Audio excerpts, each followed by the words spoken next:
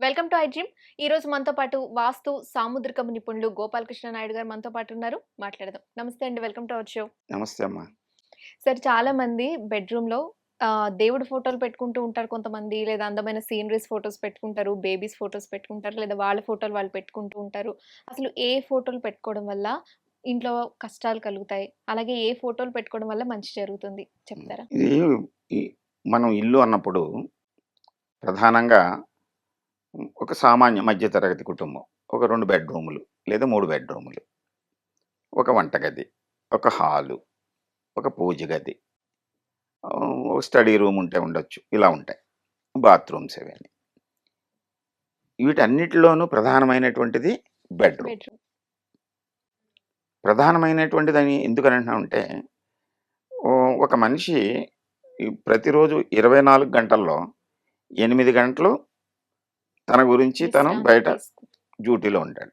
ఆ డ్యూటీకి వెళ్ళి రావటానికో, లేకపోతే చేలోకి వెళ్ళి రావటానికో, లేకపోతే పనులు చేసి రావటానికో, ఆ వ్యాపారానికి వెళ్ళి రావటానికో ప్రిపరేషన్ 2 గంటలు, తర్వాత ఓ 2 గంటలు. అంటే 12 గంటలు అయిపోయింది. అయిపోయింది. ఇంకా మిగిలిన 12 గంటల్లో తన యొక్క ఆహ్లాదం ఇవన్నీ చూసుకున్నా కనీసం 8 గంటలు నిద్రపోవాలి. ఎందుకు పోవాలంటే మనం రీఛార్జ్ అవ్వాలి, ప్రశాంతత కావాలి, ఆరోగ్యం కావాలి. ఈ అన్నిటికీ కేంద్రం బెడ్రూమ్. బెడ్రూము మనం ప్రశాంతంగా ఉండాలి, ఆరోగ్యంగా ఉండాలనుకున్నప్పుడు గాలి వెలుతురు రావడానికి తగిన ఏర్పాట్లుండి, ఏసీ రూములు కనుక ఇప్పుడు అయినా సరే పగలు కొంత తీయటానికి ఏర్పాట్లుండి, మనం ఏదైనా చూడాలనుకున్నప్పుడు సాధ్యమైనంత వరకు ఏ రకమైనటువంటి ఫోటోలు, ఫ్రేములు ఏమీ లేకుండా ఉండటమే ఉత్తమం.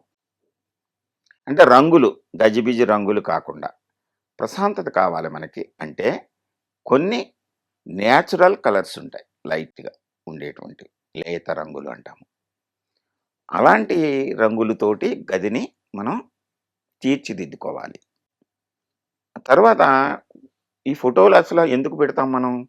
మన గురించి మనం తెలియజేసుకోవడానికో, లేకపోతే మన ఏకాగ్రత కోసమో, పూజ కోసమో ఫోటోలను పెడతాము.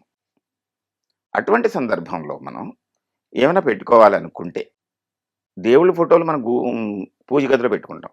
ఇంకా బెడ్‌రూమ్‌లో దేవుళ్ళ గది ఫోటోలు అవసరము లేదు.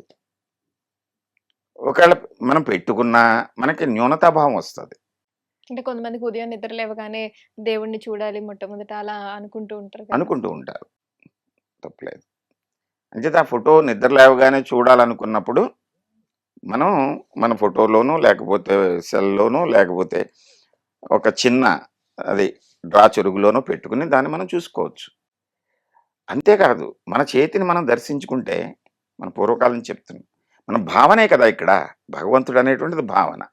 మన చేతిని మనం చూసుకుని, ఆ చేతిలోనే భగవంతుడు ఉన్నాడని మనం భావన చేసుకుని ప్రేయర్ చేసుకుంటే అంటే ఇక్కడ ఎందుకు అంటున్నానంటే ఫోటోలు పెట్టేసరికి మనం బెడ్‌రూమ్‌లో మనం నచ్చినట్టు ఉంటాము. హ్మ్. రకరకాల వయస్సు వాళ్ళుంటారు. అది మనం ఆ నచ్చినట్టు ఉండేటువంటి విధానము మనం భగవంతుని ఎదురుగుండగా పెట్టుకున్నప్పుడు ఒక న్యూనతాభావం వస్తది. పూజ గదిలో ఉన్నట్టు బెడ్‌రూమ్‌లో ఉండలేము కదా! అంచేత పూజ గది అనేటువంటిది ఒకటి మనం పెట్టుకున్నప్పుడు, వంటగది అని ఒకటి పెట్టుకున్నాం. అక్కడ వంట పాత్రలు, పదార్థాలు ఉంటాయి. మళ్ళీ ఆ వంటగదిలో స్టవ్ అది అవసరమైతే ఇక్కడ పెట్టుకుందాం బెడ్‌రూమ్‌లో పెట్టుకోం కదా! అలాగే బాత్రూమ్ అటాచ్డ్ ఉన్నా వేరుగా ఉంటది గానీ, బెడ్‌రూమ్‌లో కనబడుతూ ఉండదు కదా! అంచేత బెడ్‌రూమ్ అనేటువంటిది ఒక మనం జీవితాన్ని ఆస్వాదించేటువంటి వయసులో ఉన్నటువంటి వాళ్ళు. వయసు మళ్ళినటువంటి వాళ్ళు సేద తీరేటువంటిది. ఇంకా చిన్నపిల్లలు వాళ్ళు ఎదుగుదలని తీసుకునేటువంటిది. ఈ క్రియలన్నిటికీ కూడా ఇక్కడ ఫోటోల పనేమీ లేదు. ఒకళ్ళు పెట్టుకోవాలనిపిస్తే ప్రకృతి సౌందర్యం ఉండేటువంటి సీనరీలు ఇప్పుడు పెడుతున్నారు కొంతమంది. ఒక వాల్ అంతా కూడా సెలయేరు ప్రవహిస్తున్నట్టో, లేకపోతే చక్కని పూలు వికసిస్తున్నట్టో ఇప్పుడు లేటెస్ట్‌గా బీచ్ అట్లా పెట్టుకుంటూ ఆ! ఉంటారు. సముద్రం, సముద్రము. బీచ్ అను, బీచ్. హ్మ్. సూర్యోదయం అవుతున్నట్టు ఇలాంటివి. ఇవన్నీ కూడా బ్రైట్‌గా ఉండకూడదు. అంటే ఓకే. ఎక్కువ కాంతివంతంగా ఉండకూడదు. మనకి సేద తీరటానికి ఈ కళ్ళు నిద్ర రావటానికి, మనస్సు అలజడి లేకుండా ఉండటానికి బెడ్రూమ్ని mild colours, light colours, pleasant colours, ఒకవేళ సీనరీ పెట్టుకుంటే ప్లెజెంట్గా ఉండేటువంటిది ఏదో ఒకటి పెట్టుకోవచ్చు. ఇక కొంతమంది కొత్తగా వివాహమైనటువంటి వాళ్ళు ఉన్నటువంటి వాళ్ళకి వాళ్ళ యొక్క సంతానము వాళ్ళని కనటము ఈ దృష్టితోటి ఉంటారు కనుక మనలో హార్మోన్స్ కరెక్ట్గా అవి రిలీజ్ అవటానికి, భావాలు, శృంగార భావాలు బాగా రావటానికి దానికి తగినటువంటి రంగుల్ని గదిలో వాడుకోవచ్చు. అలాగే ఆ భావన కొంతమందికి బిడ్డలు పుడుతున్నప్పుడు వాళ్ళు చక్కగా ఇలా ఉండాలి, ఆరోగ్యంగా ఉండాలి, అమ్మాయి కావాలని, అబ్బాయి కావాలని కోరికలు ఉంటాయి. అటువంటి వాళ్ళు చక్కని బేబీస్ ఫొటోస్ పెట్టుకుని దృష్టిని అటువైపు పెట్టుకోవచ్చు. అంతవరకే.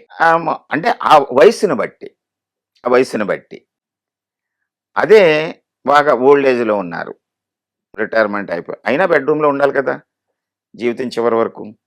అంచేత అటువంటి వయసులో ఉన్నటువంటి వాళ్ళు ప్రశాంతత కోసం చక్కని సీనరీ లొకేషన్లో ఉండేటువంటి కొన్ని చిత్రపటాలు పెట్టుకోవచ్చు.